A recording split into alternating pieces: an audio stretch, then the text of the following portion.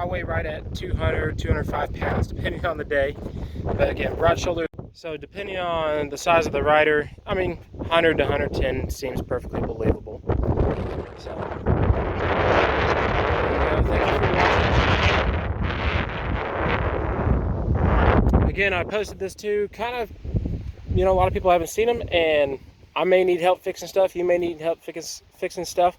If you have any questions or comments, by all means, let me know what you think. If I'm missing something on here that you see, let me know. I want to get these wheels redone, but this just kind of gives you an idea of what these bikes are all about. If you've got one, share with me your video. Again, I want to figure out how many of these are in the United States. I was told there's very few. I believe it. This is the first one I've ever seen pop up for sale. I've looked for older sales. I've only seen one on Bring a Trailer, and it was not one of these. I believe it was an MC17, if I remember correctly. But this color combo, MC17, pretty fun. Thank you. Here we go. 1987 Honda CBR 250R Hurricane. This is chassis code MC17. This was imported from Japan around 2010. I picked this bike up somewhere in the middle of nowhere, Iowa. The guy was a Kawasaki dealer, but he's also a collector.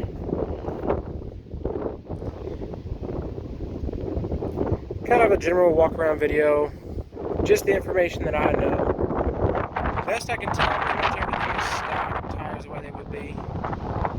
These bikes are pretty neat, so you usually see more of the MC19s and the 22s.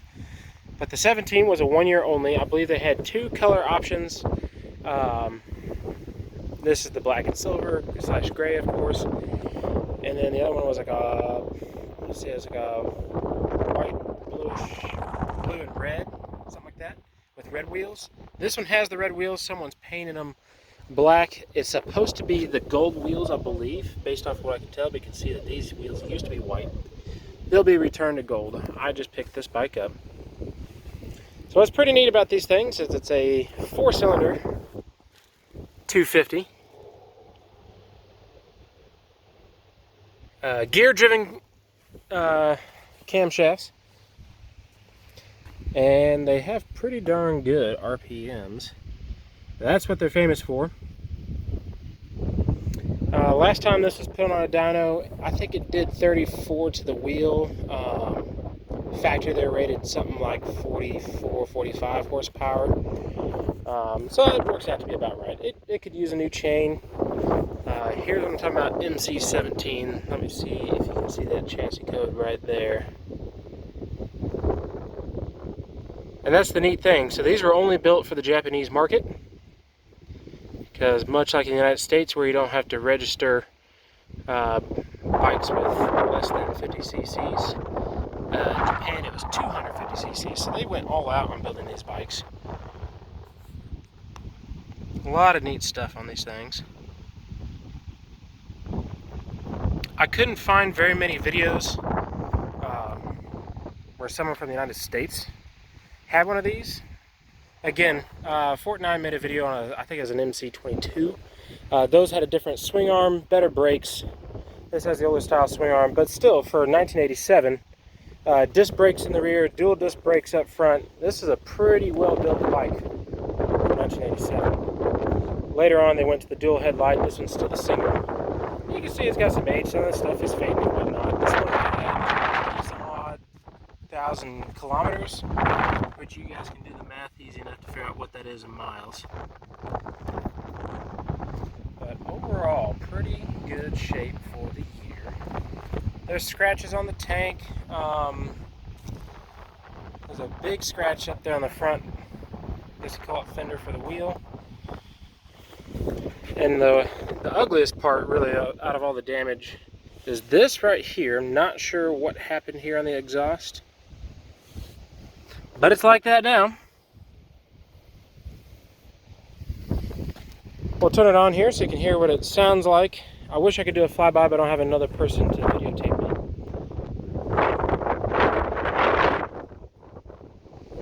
Getting ready for the winter time. Kind of wanted you all to see it just kind of sitting out, having a good time.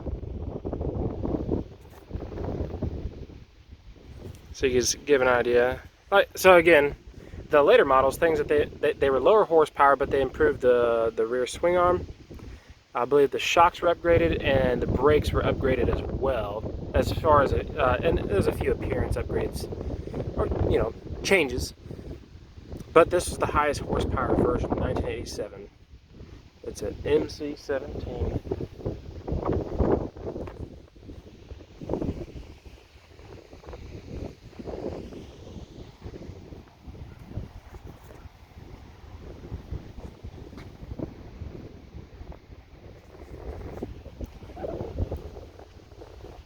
Alright, so let's turn it on. Got your neutral, oil light. It's funny too, at 85 kilometers there's a speed light that comes on too. So I wonder, like the United States used to have the 55 mile an hour limit, I wonder if Japan had something at 85 kilometers.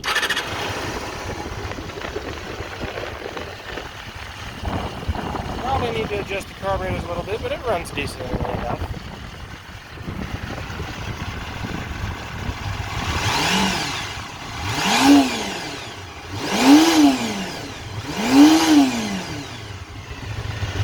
We'll let it warm up a little bit more. I've been riding around, so it's not dead cold. We'll give it some good RPMs here in a little bit.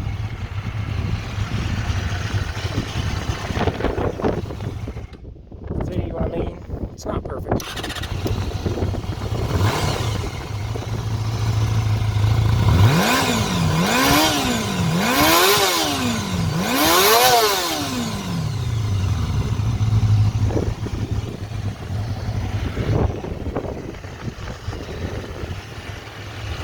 Alright, let's give it some real good RPMs, huh?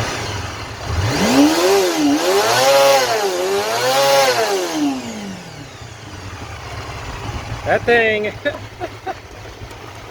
that's basically the only reason I bought this thing. I think it looks good. It's not fast by any means. It's really good for a 250. But those RPMs are just nuts. So, oh, it turned off again. So obviously I need to do a little bit of work on the carburetors. It's not hard.